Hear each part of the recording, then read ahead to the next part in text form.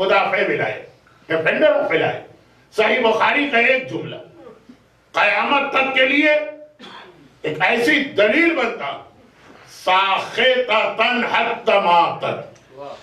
صحیح بخاری میری فیلڈ نہیں، اس کے لیے دوسرے لوگ ہیں، یہ میرا شعبہ نہیں، لیکن یہ والی حدیث ساخطۃ حتی ماتت، زہرا اتنی ناراض رہی حتی ماتت، یہاں تک کہ ان کی موت ہو گئی۔ یہ کہنا ضروری، اس لیے کہ کتنی ہی حدیثوں میں یہ تبدیلی کی گئی، ہاں ناراض تھے لیکن بعد میں راضی ہو گئے تھے، کتنی حدیث۔ تو یہ جو ایک لوگوں نے نسخہ نکالا ہے کہ اپنی طرف سے یہ ایڈیشن جہاں دل چاہے کر لو، حرام کو حلال، حلال کو حرام، دشمن رسول کو محب رسول بنا ڈال۔ بلکہ کچھ بزرگ ایسے ہیں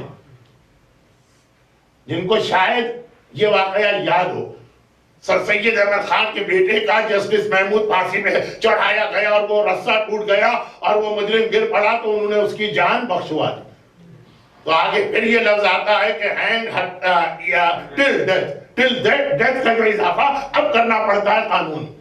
یہ نوجوانوں کے لیے نہیں، ان کی سمجھ میں بھی نہیں آئے گا کہ مولانا کیا بول کے کہاں سے آگے بڑھ گئے۔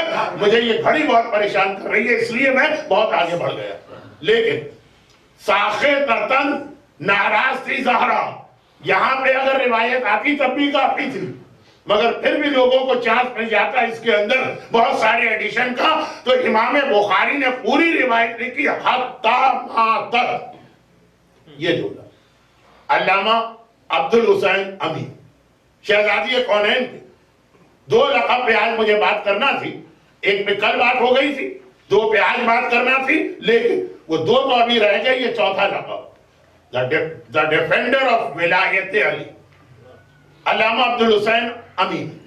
بہت مشہور ان کا واقعہ، یہ ہماری تاریخ کے اور ریسنٹ ہسٹری کے بہت بڑے عالم۔ الغدیر ماسٹر پیس ان کی ہے، جو غدیر کے موضوع پہ 10 والیوم میں انہوں نے کتاب لکھی۔ البتہ خود وہ بھی اقرار کرتے اور نجف حکم کا پورا حوزہ علمیہ بھی اقرار کرتا، یہ غدیر کے عنوان پہ اصل کتاب جو لکھی گئی وہ لکھنؤ سے لکھی گئی، میر حامد حسین اور ان کے بیٹے سرکار ناصر الملہ۔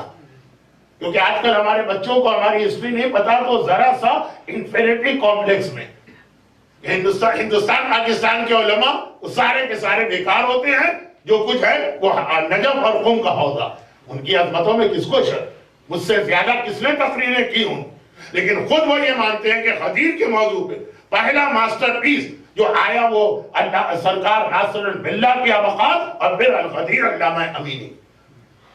تو یہ فقہ، عقائد، تفسیر اس کے بڑے عالم نہیں تھے، یہ تھے علم کلام، یعنی جو شیعہ سنی مسئلے ہوتے، لیکن ایک ریفائنڈ انداز، تو تڑاک گالم گلوچ، یہ اہل بیت کے ماننے والوں کا طریقہ کار ہی نہیں۔ اب ان کا ایک واقعہ ہے، کتاب کا ریفرنس تو صرف ان کے انٹروڈکشن کے لیے دیا کہ وہی الغدیر لکھنے والے علامہ امین۔ اچھا اب دیکھیے یہ ہیومن نیچر، ایک ہی واقعہ دو جگہ پیش آئے، حلب میں بھی، ایلیپو جو آج کل دشمنان اہل بیت کا سب سے بڑا مرکز بنا ہوا ایلیپو، وہاں اس واقعے کے نتیجے میں ہنڈریڈز اور ہنڈریڈز غیر شیعہ بنے، اور وہی واقعہ مکے میں پیش آیا، وہاں بھی لوگوں نے وہی دلیل سنی اور خاموشی سے اٹھ کے چلے۔ علامہ عبد الحسین امین یا علامہ امینی شارٹ کر کے حج پر گئے، اور یہ شاہ سعود کا زمانہ تھا۔ اچھا یہ جو جتنی دشمنیاں شیعہ سنی کے درمیان آج کل پیدا کر دی گئی، پہلے اختلافات تھے، دشمنیاں تھی، لیکن اس انداز کی نہیں تھی۔ یہ ایران کے انقلاب کے بعد، یہ صحیح اسلام کے انٹروڈکشن کے بعد، دونوں فرقوں میں ایسے آدمی پلانٹ کیے گئے کہ دونوں فرقوں کے لوگوں کو بڑے اچھے لگنے لگے، تو بہت اچھی باتیں کر رہے، اور ان کا ایک ہی مقصد تھا کہ کسی طرح مسلمانوں کو ڈیوائیڈ کیا جائے۔ خالی امام خمینی ہی نے نہیں فرمایا، یہ جو شیعہ سنی اختلاف کی بات کرتا ہے وہ نہ شیعہ ہے نہ سنی۔ آقا سیستانی نے بھی حال میں یہ کہا کہ یہ آپ کے بھائی ہیں اور بھائی کی طرح سے ان کے ساتھ ٹریٹ کریں، لیکن باتیں بہت بڑھتی چلی جائیں گی تو میں پھر اصل واقعے پر ہوں۔ جب وہ مکہ مکرمہ حج پر گئے، ایک پرسنالٹی تھی، اور لبنان کے سارے شیعہ سنی کرسچن سب جانتے تھے کہ کتنی پاورفل پرسنالٹی ہے. تو مکے میں خانہ خدا کے امام جماعت نے دعوت دی. اب یہ جو جملہ آ گیا ہے، یہ پہلے اختلاف تھے، دشمنیاں تھی، کفر کے فتوے بھی تھے، لیکن اس کے باوجود میل ملاپ تعلقات یہ سب ہوتے. شاہ سعود جب شاہ ایران کے زمانے میں ایران کے وزٹ پہ گئے تو خاص اس نے خواہش ظاہر کی کہ مجھے قم جا کے آغا بروجردی جیسے عظیم عالم سے ملاقات کرنا. ہمارا کتنا بڑا مرج ہے، اپنے ہی مومنین گالیاں دیتے ہیں، لیکن خیر آغا بروجردی کے زمانے تک ایک احترام مراجع کا تھا. آغا بروجردی نے منع کر دی. مہمان آ رہا ہے، منع کرنے کی ضرورت نہیں تھی، لیکن کہا کہ وہ یہاں قم میں آئے اور میرے گھر آئے گا. شاہ سعود معصومہ قم کے روضے پہ نہیں جائے گا، تو ان کے عقیدے کا مسئلہ، اور میں یہ برداشت نہیں کر سکتا کہ کوئی شہزادی معصومہ قم کے شہر میں آئے اور نعوذ باللہ ان کو اگنور کر کے مجھ سے ملاقات کے لیے. آیت اللہ محسن الحکیم نے جب حج کیا تھا 66 میں غالباً، خود شاہ فیصل نے ان سے ریکویسٹ کی تھی کہ مکے کے حرم میں نماز جماعت کو آپ لیڈ کریں. میں یہ بتا رہا ہوں کہ وہابیت پہلے بھی تھی، لیکن یہ کچھ انیوژول طریقے سے دشمنیاں بڑھائی گئی ہیں. تو آقا امینی وہ ان دونوں مراجع کے مقابلے میں سٹیٹس وائز بہرحال کم ہے. یہ توہین کا جملہ نہ بنے. چنانچہ بلائے گئے، دعوت تو بہت آئی، لیکن وہ سب کو منع کرتے رہے. الغدیر ایسی کتاب لکھی امام علی کی ولایت پر، لیکن unnecessary شیعہ سنی بحث میں وہ لگنا نہیں چاہتے. جو آج کل کے چھوٹے چھوٹے بچے ابھی صحیح معنوں میں وہ شاید پیدا بھی نہیں ہوئے اور اتنے بڑے بڑے مسائل میں دخل دینے لگے. کہ یہ unnecessary مسئلہ وہ اپنا عقیدہ بدلیں گے نہیں اور بلا وجہ ایک دشمنی بڑھتی چلی جائے گی.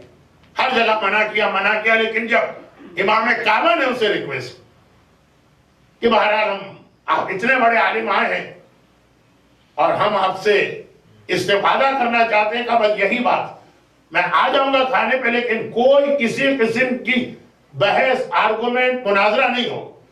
کہا چلے یہی صحیح. آ گئے مکے کے سارے بڑے علماء جمع کیے گئے. یہ ایک شیعہ عالم کے آنر میں دعوت دی جا رہی. اور اس کے بعد کھانے کے بعد بیٹھے ہوئے تو کسی ایک عالم نے، سب پری پلان تھا، کہا کہ میں خالی بیٹھے ہیں، بک بک گپ شپ غیبتیں تہمتیں، جہاں بات شروع ہوتی کتنی ہی اچھی بات آپ شروع کر کے شیطان اس کو ڈائیورٹ کر کے حرام کی جانب لے ہی جاتا. تو اس نے کہا بات بڑی اچھی کہی، کلمۃ الحق یراد بہل باطل. مولانا نہج البلاغہ میں تو فرمایا کبھی کلمہ حق ہوتا، سامنے والے کا ارادہ اس سے باطل ہوتا. جیسے کلمہ حق ہے کہ ہم مصائب سیدہ دنیا کو بتانا چاہتے ہیں، لیکن ارادہ جو ہے مصائب سیدہ نہیں ہوتا ہے، مسلمانوں کے درمیان ڈیویژن پیدا کرنا ہوتا. خیر، تو اب بات بہت اچھی گئی. بھئی ہم لوگ خالی بیٹھے کھانے کے بعد دنیا بھر کی باتیں کر رہے ہیں، فضول. ایسا کیوں نہ کریں، کلام رسول.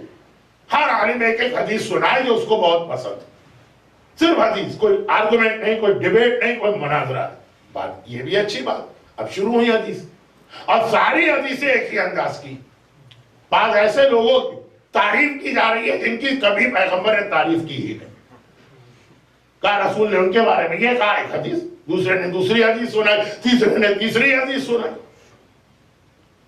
علامہ امینی سمجھ گئے کہ یہاں اس وقت یہ حدیث سنانے کا مقصد کیا کہہ کے حدیثیں سنائی جا رہی ہے کہ ہم خالی بیٹھیں گے غیبت ہو، ہم خالی بیٹھیں گے دنیاوی باتیں ہوں. کلام رسول. مگر ساری حدیثوں کا ایک ہی سٹائل تھا. آخر میں علامہ امینی کی باری ہے. انہوں نے کہا میں بھی ایک حدیث سناتا ہوں.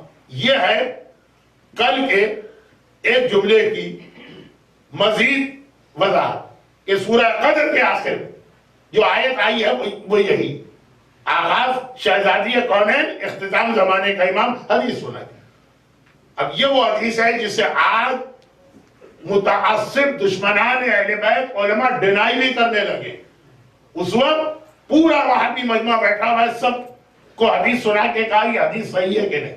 من مات ولم یعرف امام الزمانے ماتا میتۃ الجاہلی، جو مرے اور معرفت امام نہ کرے تو وہ جاہلیت کی موت مرا۔ کہا یہ حدیث صحیح ہے کہ نہیں؟ سارے علماء نے کہا بالکل صحیح، یہ تو ہمارا نظریہ ہے، یہ تو ہمارا عقیدہ۔ کہا پھر ایک بات بتا دی کہ شہزادی کون ہے؟ امام زمانہ کے، یعنی جس زمانے کی وہ تھی۔ امام زمانہ سے عام شیعہ کے ذہن میں تو 12ویں امام آتے، لیکن پہلے امام کے زمانے میں اپنے زمانے کے امام کی معرفت رکھتی تھی کہ نہیں رکھتی تھی؟ جس زمانے میں شہزادی تھی اس زمانے میں جو بھی امام ہوگا، رسول کی بیٹی اپنے زمانے کے امام کی معرفت رکھتی تھی کہ نہیں رکھتی؟ اگر آپ کہہ دیں کہ نہیں رکھتی تھی تو گویا آپ کہہ رہے ہیں کہ فاطمہ جاہلیت کی موت مری۔ ہو سکتا ہے کہ آج کوئی ایسا سخت متعصب دشمن اہل بیت ہو جو یہ کہہ دے، لیکن نہیں، اس وقت یہ وہابی علماء بھی نہیں۔ اور میں 500 سال پہلے کی بات نہیں کر رہا، 50-55 سال پہلے ان میں بھی یہ ہمت نہیں۔ آج مکے کے اندر آپ نماز جمعہ کا خطبہ سنیں، شہزادی کونین کا بھی ذکر ہوتا، بہت جلدی ہو جاتا ہے، اتنی تیزی سے ہو جاتا ہے کہ لوگ سمجھ میں نہیں پاتے، لیکن ہوتا۔ شہزادی کی ذات تو ایسی ہے کہ جس میں کسی فرقے میں اختلاف نہیں۔ یہ بتائی کیا فاطمہ جاہلیت کی موت پر؟ سارا مجمع توبہ توبہ کرنے لگا، یہ کیسے ہو سکتا؟ رسول کی بیٹی جاہلیت کی موت تمہاری نہیں سکتی۔ تو کہا بتائیے ان کے زمانے کا امام کون؟ وہ تھا جسے آپ کہتے ہیں۔ تو پھر یہ کیسے جملہ آ گیا ساخطۃ حتی ماتت؟ فاطمہ اس سے تو اتنا ناراض رہی کہ مرتے دم تک ناراضگی ختم نہیں۔ اگر وہ امام زمانہ فاطمہ کا تھا تو امام زمانہ سے ناراضگی خود دلیل اس بات کی ہے کہ معرفت نہیں، اور ناراضگی اس بات کی دلیل ہے کہ فاطمہ نے اس کو امام نہیں مانا۔ تو کون تھا فاطمہ کا امام؟ جو فاطمہ کا امام تھا وہی ہمارا امام۔ محمد